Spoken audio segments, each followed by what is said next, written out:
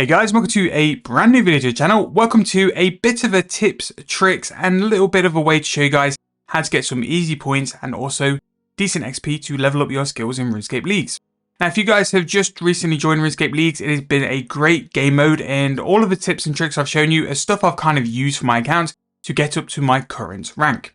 Now, what I would like for you guys is in the comment section, if I've missed anything, because I'm sure there'll be so many little tips and tricks I've missed, drop in the comment section down below. Let's help each other out to go and get our ranks up as soon as possible and try and find all the little ways to go and get that little bit more XP. Now, if you guys are enjoying the videos, please make sure to leave me a like on the video, subscribe to the channel. I am trying to make a massive push by the end of the year to get to 12.5 thousand subscribers. And if you guys could drop me that sub, it'd really help me out, and thank you guys so much for it. So the first part of this video we're going to go look at is to go and get some lamps. Now, if you are someone who is unlocked as Garnier, if you go and speak to Dunstan here, he will give you 2 10,000 XP lamps. Really good way to go and put some XP on some skills. In my case, I use mine on Dungeoneering just because I don't plan on taking the Wilderness. Without taking the Wilderness, Dungeoneering becomes a bit of a problem if you're looking for max total level. Now, another lamp which can go on to some other skills is going to be at Fort for Infantry. Now, if you go and speak to Aster, you are going to get a Necromancy and Archaeology lamp for some decent XP. So as soon as you speak to Aster, you'll get the option to reclaim your quest rewards, and there we go, we have those in our inventory. And also as well, go and see Overseer Civ as well, and then when you go and speak to her, go and say, do you have any rewards for me? And then you'll get some lamps from her as well. Now, the reason why you get these lamps is because all the quests really, all the higher tier quests for Fort Infantry have been auto-completed, and these are simply just quest rewards. Another quest reward, if you have unlocked Falador with the Asgardian region, is going to be by speaking to the Squire for the Knight's Sword. That will also be a lamp for smithing as well. So if you see the NPC here, Squire Astral will give you a lamp. There we go. That's going to be for 12.7k XP in smithing, which is really nice. It's going to be a lamp as well. And finally, there's one more type of lamp you can go and get. You need to go to Edgeville. If you go and speak to Vanica, he will give you something for rebuilding Edgeville, which is really nice. It'll be a nice XP bump and give you a bit of a start off as well. Now, don't forget, the higher tier you are, the more of an XP multiplier you have on, the more XP you're going to get from all these lamps.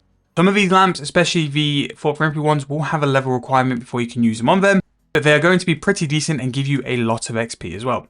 So if we go speak to Vanica, we can go and have a look and see the options. Now, once you click to go and rebuild Edgeville, you start and accept the quest, literally go and look at the to-do list. It's all been already done for you, so then you can go and claim all the rewards from it. So there you go, Pete, a Dragonkin lamp and a chance to get FE as well, which that is a massive amount of XP and also will work on your multiplier as well. So from that, we have had a decent amount of lamps to go and start off our account and can focus these lamps on skills which aren't really too friendly to the regions you're going to pick. Now, some items I recommend anyone to go and get in terms of his leagues are going to be the ore box as well as the wood box. Essentially, what these are ways for you to go and store up to 150 of each item. So for the ore box, it's going to be 150 ore.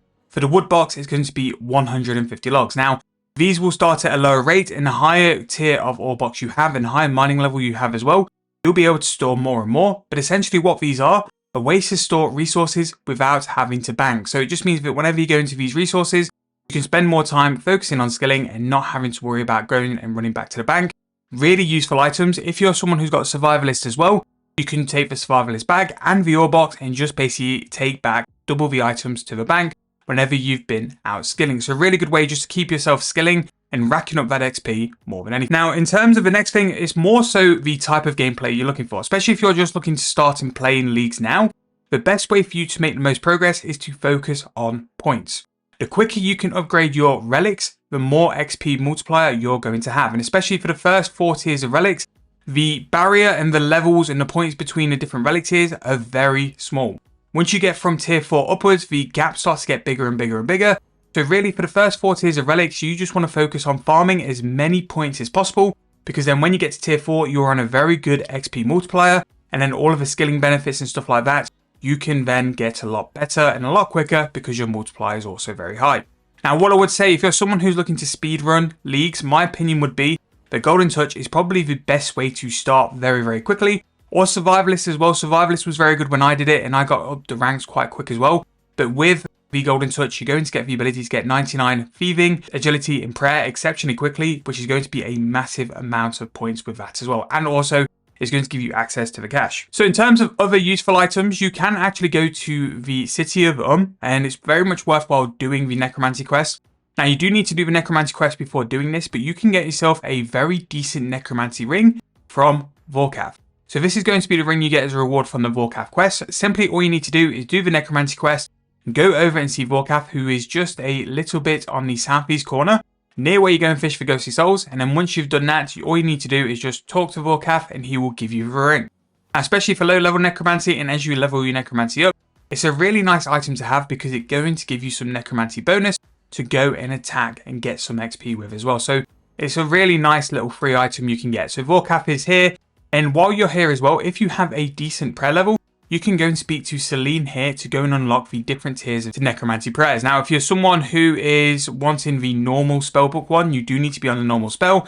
If you're on Ancients, you do need to be on the Ancient spell to go and get all the different tiers of things as well. So we can go and unlock that. Now, one of the tasks for really easy points to get started as well is going to be to wield a lot of armors. So for example, 90 really easy points is wielding Blue Dragonhide, Mystic, and Rune. These are going to be armors you can actually buy from the Champions Guild. So if you go to the Champions Guild and then go upstairs, you have 3 NPCs, 1 Mage, 1 Ranger, 1 Melee, who will sell you all of these items. Now what they don't sell is the chest piece for all of these items. That is where you've got to go and speak to Oziak. It's actually a league's task to have a look at his store. Go and buy the chest plates from Oziak, and that's going to be 3 tasks you can do. 30 points each for simply just buying them. They can be a little bit expensive, so if you're someone without Golden Touch, you might have to go and make some cash, but they'll be decent and there will also be 3 tasks you can tick off very, very quick. Now, something which I've already covered in a video and it's exceptionally overpowered for what it is. Transmutation is something I would highly recommend to anyone looking to play. The fact is you can go and upgrade so many items and resources to be so beneficial. One of the things which is kind of broken and something I don't think was intended to be put into this league is the fact that you can transmute down air runes into unnoted pure essence. Now the reason why this is so good is because essentially you could go to any altar in the game with a stack of air runes and also your transmuter and basically just break down your air runes and then just use them on the altar. And because of that, you can sit at the altar and get insane XP. Recently, I've just gone and used this and got between 20 to 23 mil XP per hour just by transmuting down. Now, if you're someone who is not a fan of woodcutting as well, Bill at Fort Frimfree is going to be your savior. Now, Bill sells some really useful stuff, and obviously with the stores in RuneScape leagues, it's infinite stock. So really handily, he's going to sell 20 logs.